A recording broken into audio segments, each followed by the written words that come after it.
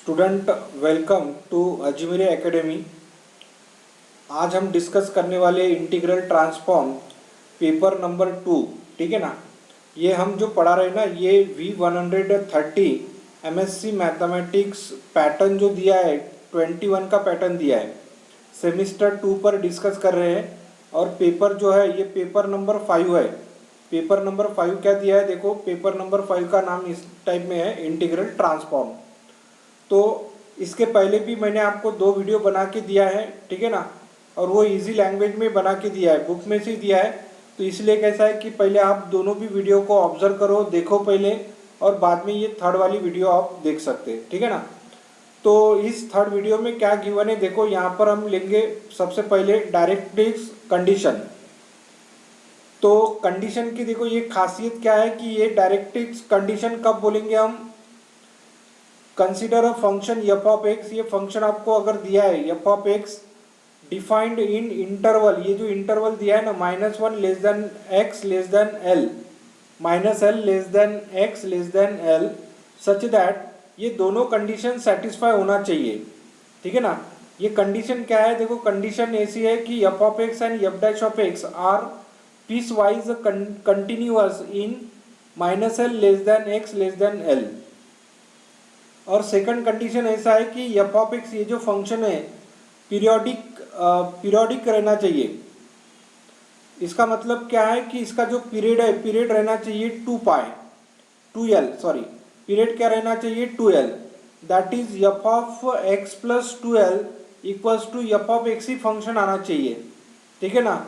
उसे हम बोलेंगे this are called directrix conditions बोलेंगे। उस कंडीशन को क्या बोलना है, डायरेक्ट्रिक्स कंडीशन। तो हमें थोड़ा ये ऑब्जर्व करना है कि जो भी फंक्शन गिवन है उस फंक्शन ने ये दोनों भी कंडीशन सेटिस्फाई करना चाहिए, ठीक है ना। उस कंडीशन, अगर वो कंडीशन दोनों भी सेटिस्फाई करता है फंक्शन, तो उस फंक्शन को हम डायरेक्ट्रिक्स कंडीशन बोल सकते हैं। ओके, अब हमें नेक्स्ट लेना है फोरियर इंटीग्रल क्या होता है। तो okay, consider a function f of x. अगर ये फंक्शन है और ये -∞ less than x less than infinity, such that number 1 it satisfied directrix condition in every finite interval. हर एक फाइनाइट इंटरवल में कैसा है कि वो फंक्शन सेटिस्फाई करना चाहिए। जैसे अगर फॉर एग्जांपल देखो ये जो है यहाँ पर ये -∞ है, यहाँ पर इन्फिनिटी है, ओके। और इसमें एक यहाँ पर हम कंसिडर करेंगे कि यहाँ पर x है, ठीक है ना। यहाँ पर -2 है और यहाँ पर 2 है। तो इस कंडीशन में ये जो है फाइनाइट इंटरवल बोलेंगे, ये फाइनाइट है, ये इनफाइनाइट हो जाएगा। अगर ये इसको अगर हमने कंसिडर कर लिया तो इनफाइनाइट। अब हमें फाइनाइट इंटरवल लेना है, तो इस फाइनाइट इंटरवल में इस फाइनाइट इंटरवल में क्या होने को होना, ये हर एक देखो it satisfy directrix condition satisfy होने को ना हर एक इंटरवल में। और सेकंड में क्या है कि integration -∞ to infinity mod of f of x into d x converges रहने को ना। और then f of x equals to 1/π integration 0 to infinity integration -∞ to infinity F of u cos of lambda of x of u x minus u d u d lambda, okay. Then this integral is called Fourier integral. तो इस integral को क्या बोलेंगे हम, Fourier integral बोल सकते हैं, okay. Second means क्या है, ये सेकंड कंडीशन जो गिवन है ना, F of X is absolutely integrable in -∞ to infinity.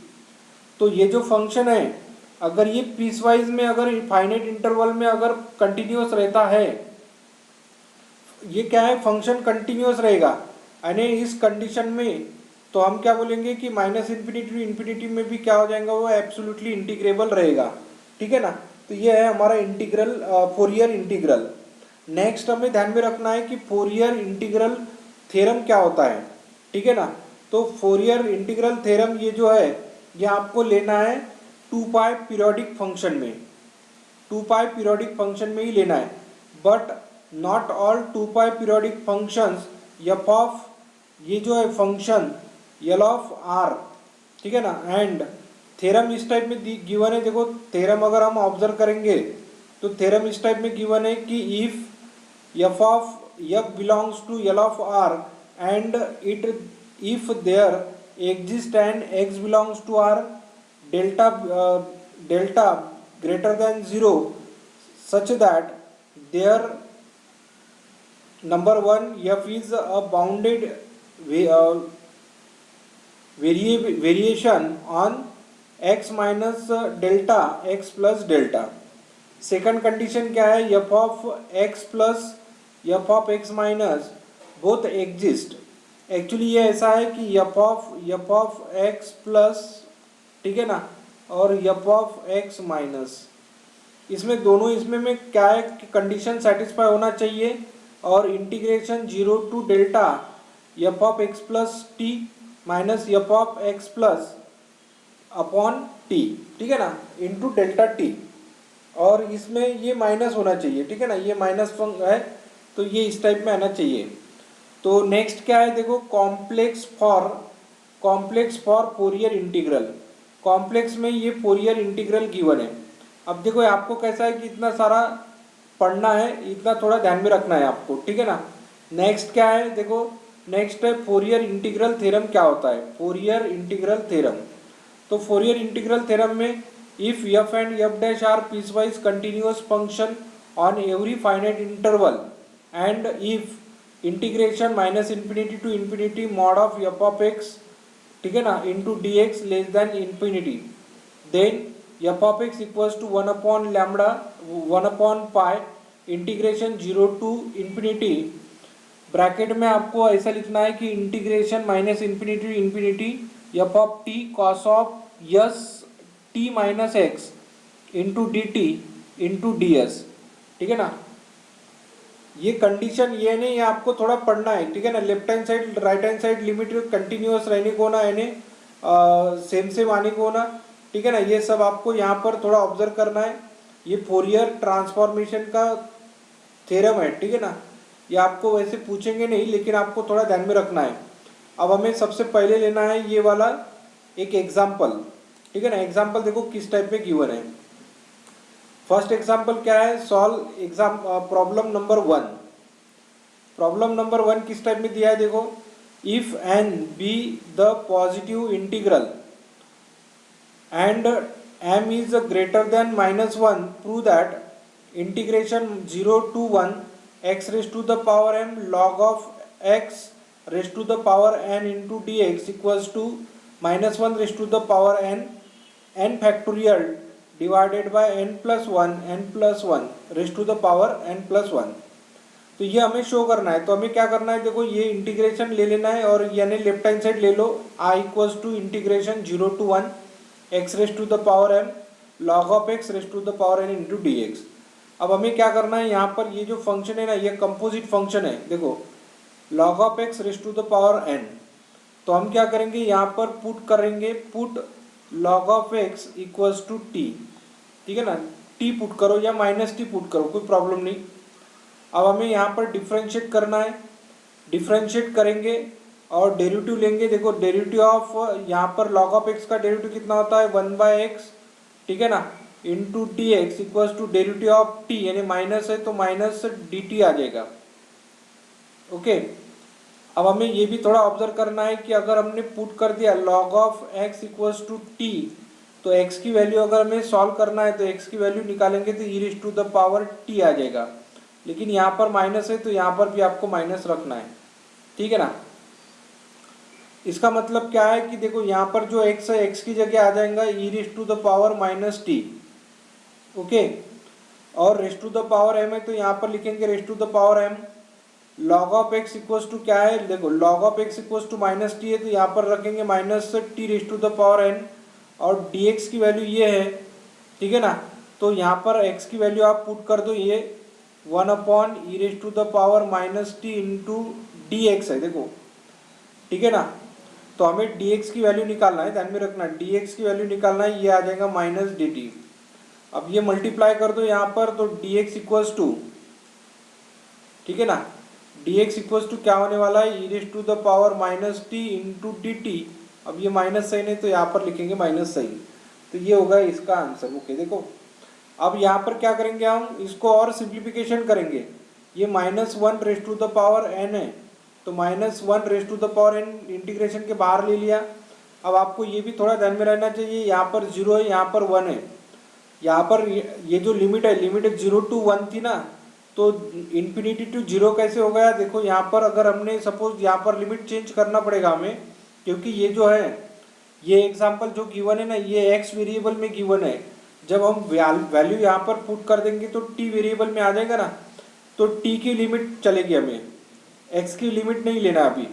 अब हम क्या करेंगे, देखो व्हेन x इक्वल्स टू 0, तो हमें लिखना है t की वैल्यू फाइंड करना है।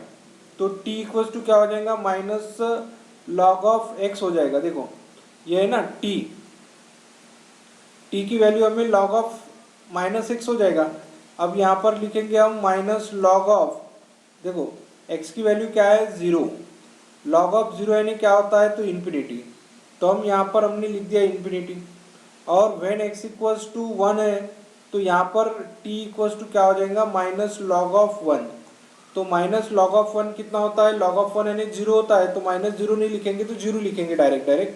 तो हमें यहाँ पर मिलेगा 0 और यहाँ पर मिलेगा इन्फिनिटी। ओके, और ये वैल्यू इस टाइप में आ जाएंगी।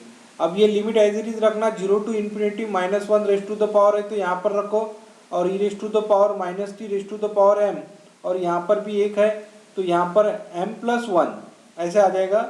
और टी हमने क्या कर दिया, कॉमन ले लिया।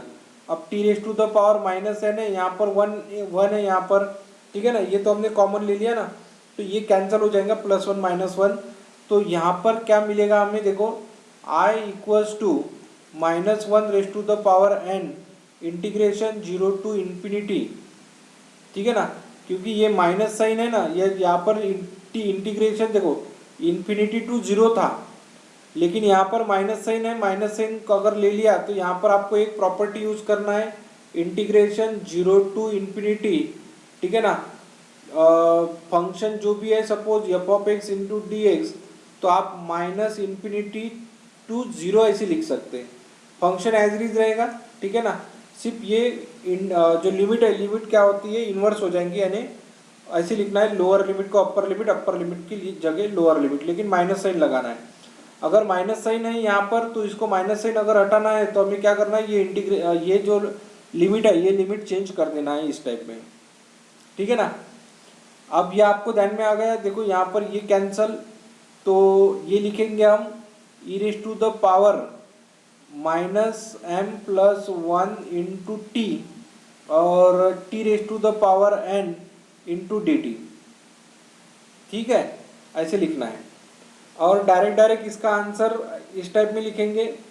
ये जो है यहाँ पर इंटीग्रेशन लेते समय डायरेक्ट आपको ये इंटीग्रेशन ध्यान में रखना है, ठीक है ना। और -1 raise to the power n, ये क्या है, गामा n+1 है ना, फैक्टोरियल की जगह ऐसे लिखेंगे n factorial divided by n+1 raise to the power n+1, तो ये हो जाएगा आंसर। ओके, तो इस टाइप में आपको आंसर लिखना है। नेक्स्ट सेकंड देखो, सेकंड एग्जांपल इस टाइप में गिवन है, प्रॉब्लम नंबर 2। प्रॉब्लम नंबर 2 क्या है, देखो प्रॉब्लम नंबर 2 है कि show that integration 0 to 1 u of j of 0 x u upon 1 minus u square raise to the power 1/2 into d u. इसका answer sine of x upon x आता है, ये हमें शो करना है। हमने इसके पहले वाले वीडियो में ऑलरेडी आपको बता दिया कि j ऑफ x ऑफ 0 क्या होता है, तो j 0 ऑफ x क्या होता है, तो ये उसका क्या है, तो ये इसका सीरीज है जो आपको खुद को ध्यान में रखना है, ठीक है ना।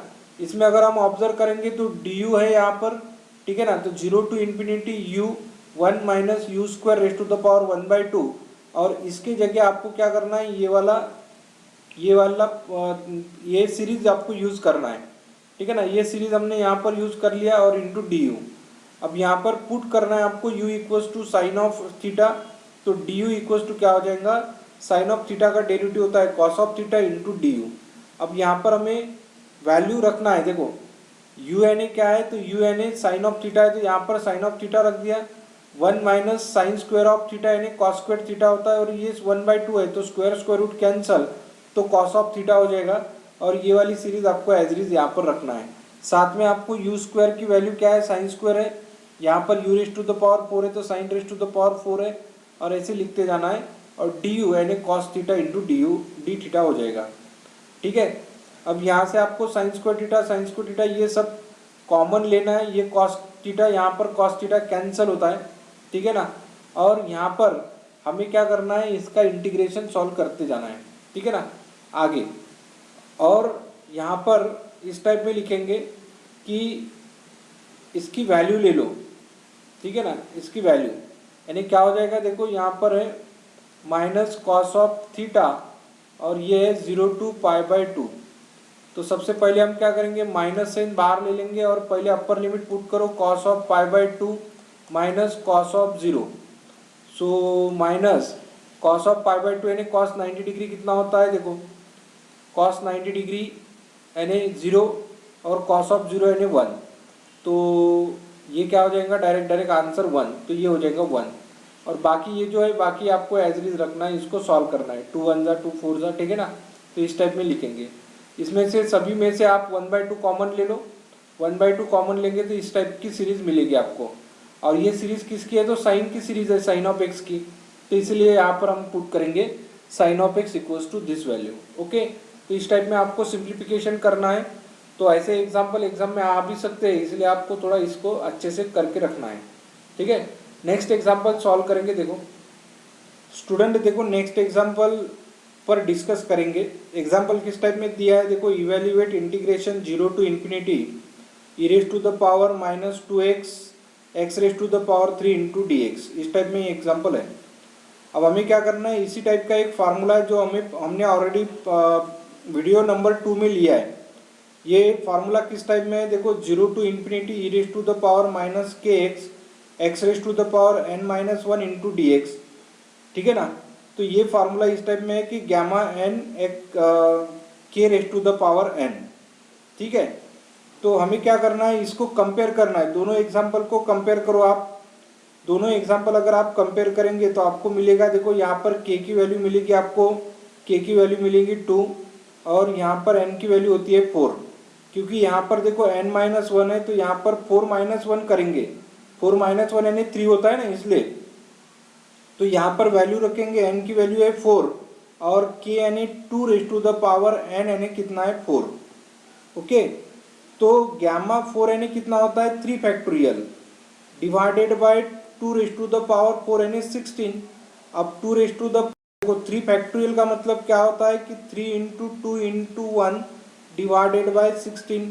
ऑलरेडी हमने ये फैक्टोरियल नोटेशन वाला एक वीडियो ही लिया था, जो आपने देखा नहीं होगा तो इसकी भी मैं आपको डिस्क्रिप्शन बॉक्स में लिंक दे दूंगा, आप उसको चेक करो बराबर कि 2 1 जा तो 2 8 जा 16 होता है। तो यहाँ पर 3 इंटू 1 यानी 3 हो जाएगा और डिवाइड में मिलेगा आपको 8। तो इस टाइप में हम सिंप्लीफिकेशन कर सकते हैं, एकदम इजी एग्जाम्पल है, लेकिन आपको ऐसे एग्जाम्पल भी आ सकते हैं एग्जाम में। ओके, तो नेक्स्ट एग्जाम्पल सॉल्व करेंगे। देखो स्टूडेंट, देखो नेक्स्ट और लास्ट एग्जाम्पल है इस टाइप में कि prove that d of dx d by dx j0 of x equals to -j1 of x, ठीक है ना। तो रिकरेंस फार्मूला जो था, ठीक है ना, सेकंड नंबर का इसका यूज करना है कि d by dx of x raise to the power n jn of x equals to -x raise to the power n jn+1 into of x ऐसे लेंगे। तो यहाँ पर ये जो इक्वेशन है ना, इसको आपको इसमें कंपेयर करना है। तो यहाँ पर x raise to the power तो है नहीं, इसलिए क्या करेंगे हम यहाँ पर x raise to the power 0 consider करेंगे, ठीक है। तो x raise to the power 0 यानी कितना होता है 1। तो आप ये जो है इक्वेशन देखो इस टाइप में लिख सकते हैं हम, d by dx of x raise to the power 0 j0 of x, ठीक है। कंपेयर करो, देखो n की वैल्यू यहाँ पर जो है यहाँ पर भी वही होना ना, n सेम होना। तो यहाँ पर 0 0 है तो n की वैल्यू हो जाएगी 0। अब यहाँ पर क्या करेंगे, इस फार्मूले में n की वैल्यू हम 0 पुट कर देंगे। तो -x raise to the power n है तो n की वैल्यू 0 पुट कर दो, 0+1 ऑफ x। तो x raise to the power 0 यानी 1 होता है और 0+1 यानी 1 होता है। तो ये हो जाएगा हमारा आंसर। देखो left hand side equals to right hand side. तो इस टाइप में हम सिंप्लीफिकेशन कर सकते हैं, ठीक है ना। अब हमें ये जो फर्स्ट वाला पार्ट है ये फर्स्ट वाला पार्ट यहाँ पर ख़त्म होता है। यहाँ पर मैंने आपको तीनों वीडियो में समझा के बता दिया कि आप फोरियर सीरीज, फोरियर ट्रांसफॉर्मेशन कैसे सॉल्व कर सकते हैं, ठीक है ना। तो बाकी हम क्या करेंगे, नेक्स्ट वीडियो में डिस्कस करेंगे नया वाला पार्ट। हर एक वीडियो को कैसा है आपको ऑब्जर्व करना है, देखना है, ठीक है ना। और आपको पसंद आया तो लाइक करो, सब्सक्राइब करो चैनल को, और आपके दोस्तों को भी शेयर करो, ठीक है ना।